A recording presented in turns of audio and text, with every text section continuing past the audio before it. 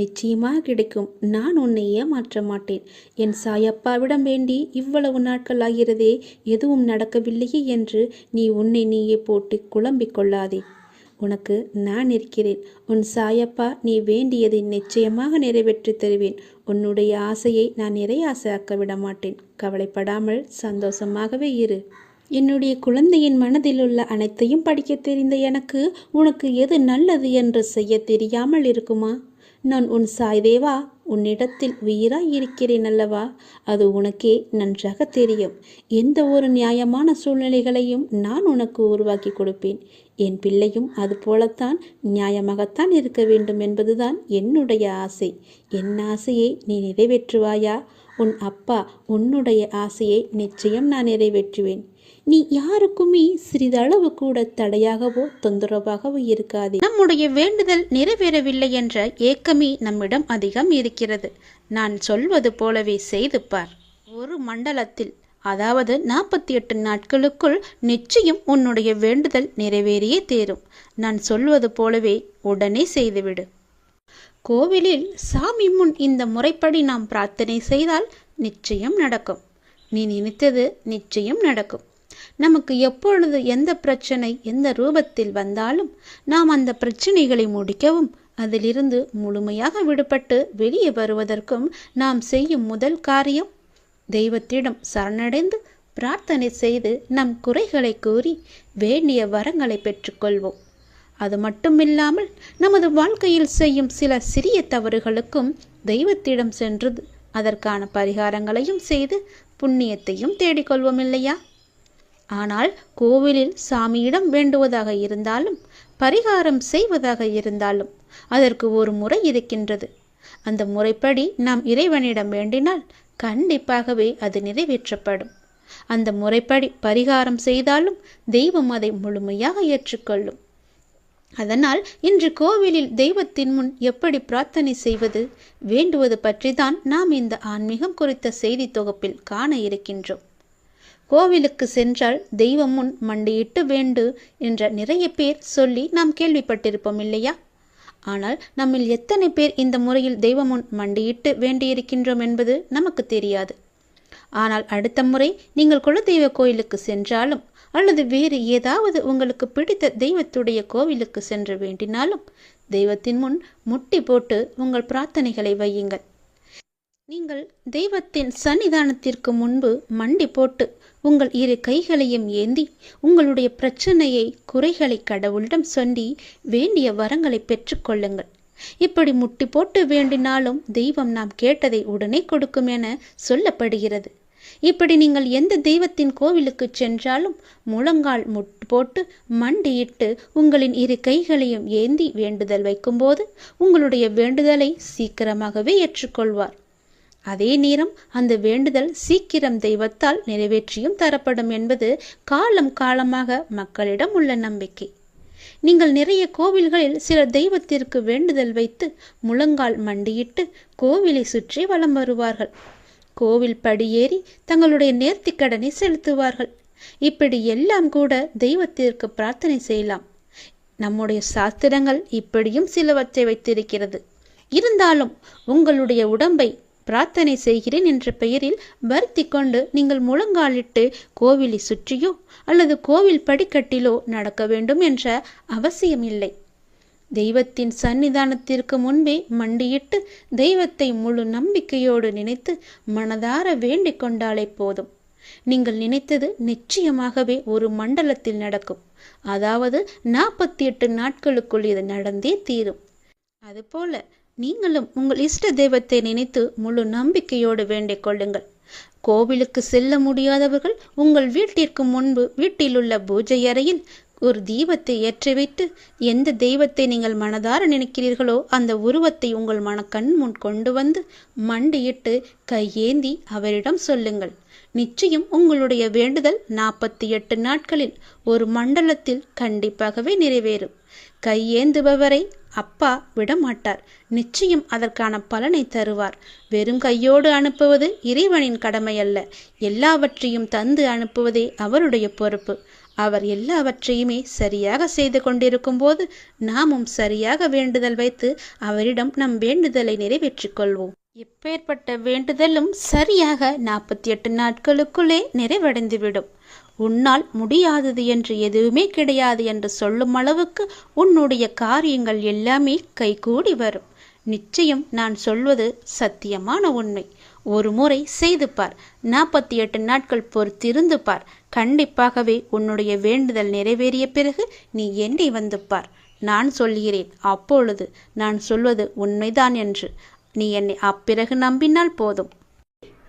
நம்பிக்கையோடு நீ காத்திருந்தாய் அல்லவா? அதனால் உனக்கு இப்போது நல்லது நடக்கப் போகின்றது. என் மீது பொறுமையோடு நம்பிக்கை வைத்து இது நாள் வரை காத்திருந்த உனக்கு நல்லதை நான் செய்து வைக்கப் போகின்றேன். உன்னுடைய வீட்டில் நீ என் குழந்தை அல்லவா? உன் மனம் இதுவரை ஏங்கி தவித்த ஒரு விசேஷம் உன் வீட்டில் விரைவாக நடக்கப் போகின்றது. அதற்கு நானே முழு பொறுப்பையும் எடுத்துக்கொள்ளப் போகின்றேன். ஒவ்வொரு முறையும் உனக்கு நான் வாக்களிக்கும் பொழுது இது நடக்குமா என நம்பிக்கை இழக்காதே. நான் உனக்கு ஒரு நல்ல விஷயத்தை சொல்லும்போது உனக்கே தெரியாமல் உன் மனதிற்குள் அலட்சியமான ஒரு ஒளி உனக்குள்ளே பிறக்கிறது. அது இல்லாமல் நீ பார்த்து கொண்டால் நான் சொல்வது எல்லாமே உனக்கு நிச்சயம் பழிக்கும். பல நல்லதுகளை சொல்கின்றேன், ஆனால் அது உனக்கு ஒன்றுமே நடக்காமல் போனதற்கு காரணம் இது மட்டும்தான். உன் மனதிற்குள் நான் சொல்லும்போது ஏதோ ஒரு அலட்சியத்தன்மை உனக்குள்ளே பதில் சொல்லி கொண்டிருக்கிறது. முதலில் அந்த எதிர்மறையை உனக்குள்ளிருந்து வெளியே கொண்டு வா. நேர்மறையை அங்கே நீ வைத்துவிடு. விரைவாகவே நான் சொன்னது போலவே உன் மனம் ஏங்கிய ஒரு விசேஷம் உன் வீட்டில் விரைவாக நடக்கும். அதற்கு நானும் பொறுப்பு. நான் சொல்வது எல்லாம் நடக்க வேண்டும் என்ற நம்பிக்கை உனக்கு இருந்தால் நிச்சயம் இது நடக்கும். நம்பிக்கை மட்டும் நீ இழக்கக்கூடாது. உன்னோடு இருப்பது நான் அல்லவா? நான் தானே நடக்கின்றேன், நான் தானே நடத்தி வைத்து கொண்டிருக்கின்றேன். நீ நடத்தப் போவதும் நான் தானே. நான் இருக்கும்போது உனக்கு என்ன பயம்? ஏன் உனக்குள்ளே அவநம்பிக்கையை குடிக்கொண்டிருக்கிறது? அந்த அவநம்பிக்கையை எடுத்துவிட்டு நம்பிக்கையை அங்கே வை. நம்பிக்கையோடு காத்திரு. நல்லது நடக்கும். நான் இருக்கின்றேன். உன் மனதில் இப்போது உள்ள அந்த மன வருத்தத்தை உனக்கு நிறையவே கொடுத்தவர்கள் எல்லாம் நன்றாக இருப்பது போல உன் மனதில் தோன்றிக் கொண்டிருக்கிறதல்லவா? அவர்கள் நன்றாக இல்லை. ஏதோ ஒரு சிரமத்திற்கு உள்ளாகி கொண்டு தான் இருக்கின்றார்கள். என்னை துன்பத்திற்கு ஆளாக்கிவிட்டு அவர்கள் மட்டும் நன்றாக இருக்கிறார்கள் என்று உன் மனம் அவ்வப்போது சொல்லி சொல்லி அழுது கொண்டிருக்கின்றாய். நல்லவர்களுக்கு காலமே இல்லை என்று ஏங்கி தவித்து கொண்டிருக்கின்றாய். அது தவறு. நீதி வெல்லும், நிச்சயம் வெல்லும். தெய்வம் இன்றே கொல்லும் என்ற ஒரு வாக்கு போல நான் அவர்களை பார்த்து விட்டேன். ஒரு கை. அதனால் நீ பயப்படாதே. நீ எதனால் பயந்து கொண்டிருக்கின்றாயோ அந்த பயமெல்லாம் இனி உனக்கு வரவே வராது. அவர்களுக்கு புரிய வைக்க வேண்டிய விதத்தில் நான் புரிய வைத்து விட்டேன். ஆனால் அதற்காக நீ செலவிடும் நேரத்தை விட இந்த வருத்தத்திலிருந்து உன்னை எப்படி மீட்க வேண்டும் என்று முயற்சி செய். எந்த விதமான ஆரோக்கியமான சிந்தனைகள் உன் மனதில் எழ வேண்டும் என நீ சிந்தித்து அதற்கு நீ முயற்சி செய். யாருக்கு எதை எப்போது புரிய வைக்க வேண்டுமோ அதை நான் புரிய வைத்து விட்டேன். நீ கவலையின்றி மீண்டு வா. உன் வருத்தத்திலிருந்து வெளியே வா. உனக்கு தேவையான சக்தி முழுவதையும் நான் தருகின்றேன்.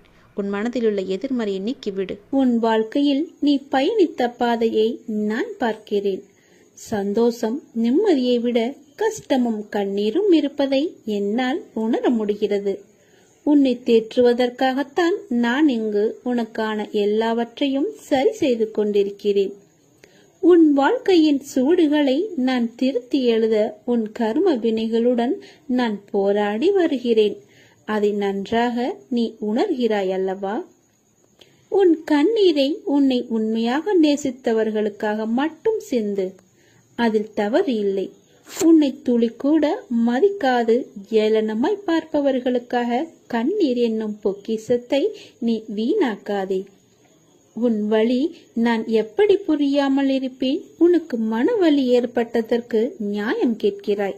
அதற்கு நான் நிச்சயம் நியாயம் வழங்குவேன். அது வரைக்கும் நீ பொறுமையாய் நம்பிக்கையுடன் இரு. உனக்கான காலத்தை நான் உருவாக்கிவிட்டேன். இன்னும் சிறிது காலத்தில் அதில் நீ பயணம் செய்ய போகிறாய். உன்னை நான் கண் கலங்க விட மாட்டேன். நீ கண் கலங்கினால் என் மனம் வலிக்கிறது. உன்னை நிச்சயம் நான் செம்மைப்படுத்தி உயர்த்துவேன். உனக்கு நான் எப்போதும் துணை இருப்பேன். உன்னுடைய உண்மையான உழைப்பு, தன்னம்பிக்கை, உண்மை, தைரியம் உள்ளவர்களுக்கு சோதனைகள் பல வரும். அதையும் தாண்டி அவர்கள் சாதனை படைக்கும் காலமும் வந்துவிட்டது. உறவுகளுக்குள் நீ பட்ட துயரெல்லாம் நான் அறிவேன். இருந்தும் நீ அவர்களிடம் கொண்ட அனுசரணை, செய்த தர்மம் என்றும் உன்னை வாழ வைக்கும். இனி உன் வாழ்க்கையில் நீ விரும்பிய வளங்கள் அனைத்தையும் உன்னை வந்து அடையும்படி நான் செய்வேன். இது உன் நற்குணத்திற்கான பரிசு. உன் மதிப்பை அவர்கள் உணரும்படி நான் செய்வேன். தேடி வந்த அதிர்ஷ்டத்தை நீ தொலைத்து விடாதே. இதை கேட்டுவிட்டு நீ தூங்கு. நாளை ஆனந்த கண்ணீருடன் நன்றி கூற நீ ஓடோடி வருவாய். உங்கள் வார்த்தைகளை எல்லாம் நான் கேட்கிறேன். அதனால்தான் நான் பச்சை நிற உடையில் வந்திருக்கிறேன். என்னை நம்பு. இந்த பாபா உங்களுக்கு பொறுப்பாக இருப்பார். நித்தம் நித்தம் எத்தனையோ சொல்லென்னா சோதனைகள். சோதனைகளினால் வரும் உனக்கு வேதனைகள். ஒவ்வொரு கணமும் உங்கள் பொறுமையையும் நம்பிக்கையும் தகர்க்க பார்க்கின்றன. எனக்கு எல்லாம் தெரியும். கொஞ்சம் பொறுமையோடும் நம்பிக்கையோடும் இருந்தால் உனக்கு மனநிறைவானதை என்னால் அளிக்க இயலும். நல்லதே செய், நான் இருக்கிறேன் உனக்கு. பாபாவின் செயல்களை அறிவது என்பது மிகவும் கடினம். ஆனால் ஒன்று மட்டும் உண்மை, பாபாவின் செயல்களில் ஒரு உட்பொருள் இருக்கும். அவரை நம்பும் பக்தர்களை அவர் என்றும் கைவிடவே மாட்டார். பாபாவின் விருப்பப்படியே அனைத்தும் நடக்கும். சில நிகழ்வுகள் நமக்கு கெடுதல் என நினைப்போம், ஆனால் கடைசியில் அது நன்மையாக முடியும். சில சமயங்களில் பாபாவின் தண்டனை நம்மை நல்லபடியாக பற்று வைப்பதற்காகவே இருக்கும். ஆகையால் உணர்ந்து குரு பகவானின், சாய்பாபாவின் ஆசியை நாம் பெற முன் வர வேண்டும். உனக்கு வரும் கஷ்டம் உன்னை தைரியப்படுத்தத்தானே தவிர உன்னை சோகப்படுத்த இல்லை என்பதை நினைவில் கொள். என்னிடம் உள்ளவன் கஷ்டத்தை பார்த்து கலங்க மாட்டான். மாறாக என் சாயப்பாவை மீறி என்ன நடக்கும் என்று தைரியமாக நிற்பான். உன் சாயப்பா உன் அருகில்தான் நிற்கிறேன். எதற்கும் பயப்படாமல் தைரியத்தோடு நில். உனக்கு வெற்றி கிட்டும். உன்னை தேடி அதிர்ஷ்டம் வரப்போகிறது. நல்ல அதிர்ஷ்டம் அது. அதை பெற்றுக்கொள். உங்களிடம் வேறு எதுவும் இல்லாவிட்டாலும் இறைவன் அருள் இருந்தால் மற்ற அனைத்துமே உங்களை தேடி தானாக வரும். வாழும் ஒவ்வொரு நிமிடமும் இறை சிந்தனையுடன் இருங்கள். இறை சிந்தனை உள்ள பொழுது விழிப்புணர்வுடன் ஒவ்வொரு செயலையுமே நன்றாக துல்லியமாக எந்த குறையும் இல்லாமல் செய்ய முடியும். விழிப்புணர்வுடன் நீங்கள் செய்யும் எந்த செயலும் தவறாவதற்கு வாய்ப்பே கிடையாது. விழிப்புணர்வுடன் செய்யும் செயல்கள் நிச்சயம் ஒரு நாள் வெற்றியை தரும். உங்களுக்கு கிடைக்கும் வெற்றிக்கும் தோல்விக்கும் நிச்சயமாக ஒரு காரணம் இருக்கும். இரண்டையும் ஒன்றாக எடுத்துக்கொள்ள நீங்கள் முயற்சி செய்யுங்கள். வெற்றிக்காக மட்டும் செயல்களை செய்யக்கூடாது. ஒவ்வொரு செயலையும் இறைவனுக்காக நீங்கள் செய்யுங்கள். உங்களை படைத்த கடவுளுக்காக செய்யுங்கள். எந்த ஒரு எதிர்பலனையும் பார்க்காமல், எதிர்பாராமல், எதிர்பார்ப்புகள் இன்றி நீங்கள் செய்யும் ஒவ்வொரு செயலுமே அந்த இறைவனை போய் சேரும். உங்களுடைய புண்ணிய கணக்கில் சேரும். அதற்கு நிச்சயமாக பல மடங்கு பலன்கள் உங்களை தேடி தானாக வந்து சேரும். ஒவ்வொரு நாளின் முடிவிலும் நீங்கள் இறைவனுக்கு நன்றி சொல்ல பழகுங்கள். கண்டிப்பாக அன்றைய நாளில் நன்றி சொல்வதற்கு என்று ஏதேனும் ஒன்று நடந்திருக்கும். அதை நினைத்து இறைவனுக்கு நீங்கள் நன்றி சொல்லுங்கள். விடியும் பொழுது இறைவனின் ஆசியுடன் தொடங்குங்கள். முடியும் இரவும், அதாவது அன்றைய நாளின் முடிவும் இரவும் நன்றி சொல்லி உறங்குங்கள். மறுநாள் காலை உங்களுக்கு நல்ல நாளாகவே அமையும். இன்று எங்களுக்கு அமைத்து கொடுத்ததற்கு மிகவும் நன்றி இறைவா என்று இறைவனுக்கு நீங்கள் நன்றி சொல்லுங்கள். ஒவ்வொரு நாளின் தொடக்கத்திலும் இறைவன் மீது முழு நம்பிக்கையுடன் நீங்கள் தொடங்கி பாருங்கள். உங்கள் வாழ்வு எப்படி இருக்கிறது, அன்றைய நாள் எப்படி அமைந்திருக்கிறது என்று தானாகவே தெரிய வரும். எழுந்திருக்கும் பொழுது சட்டென்று எழுந்திருக்காமல் இறைவனின் பெயரை சொல்லிவிட்டு எழுந்திருங்கள். நன்றாகவே இருக்கும். ஒரு நிமிடம் சுதாரித்து கொண்டு பிறகு ஏந்திரியுங்கள். அப்பாவின் பெயரை சொல்லி எழுந்திரியுங்கள். உங்கள் வாழ்க்கை மீது உங்களுக்கு இருக்கும் அக்கறையை விட உங்களை படைத்த இறைவனுக்கு நிச்சயமாகவே அதிக அக்கறை இருக்கும். நம்புங்கள், நன்றாக நீங்கள் வாழ்வீர்கள். இதனை உணர்ந்தால் இறைபலமும் மனோபலமும் உங்களிடம் அதிகரிக்கும் தானாகவே. இறைவனின் அருளும் ஆசியும் உங்களிடம் நிறைந்திருக்கும் முழுவதுமாகவே. எப்போதும் இறைவனின் அருளோடும் ஆசியோடும் நாம் தொடங்கும் நாள் வெற்றி நாளாகவே நமக்கு அமையும். இறைவனுக்கு நன்றி சொல்ல மட்டும் நீங்கள் மறந்து விடாதீர்கள்.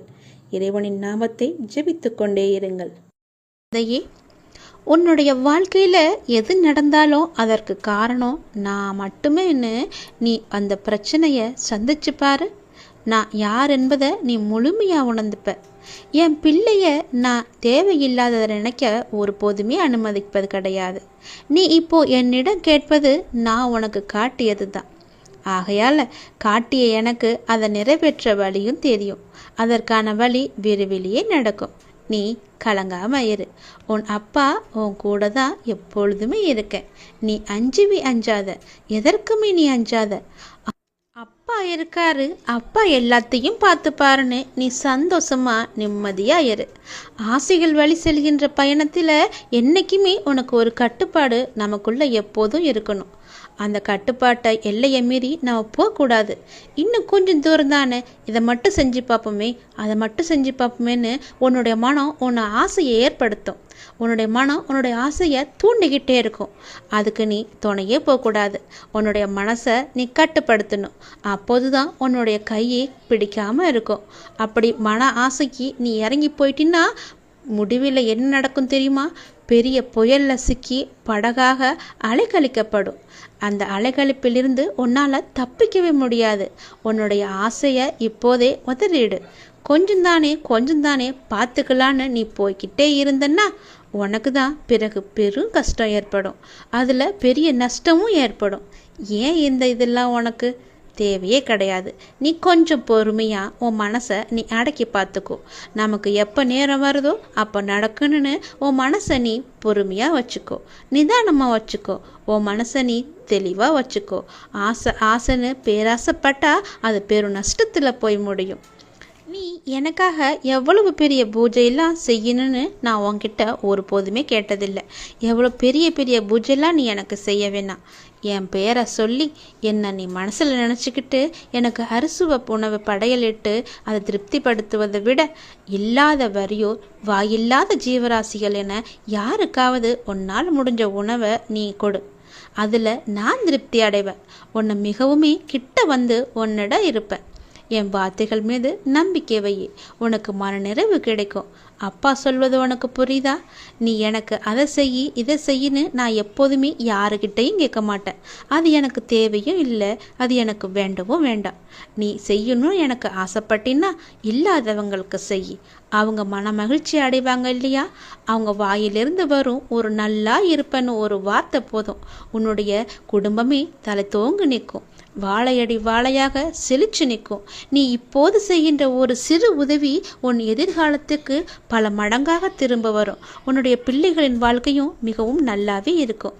அந்த ஒரு வார்த்தைக்கு கட்டுப்பட்டு உனக்காக உன்னால் முடிஞ்ச உதவியை நீ செய்.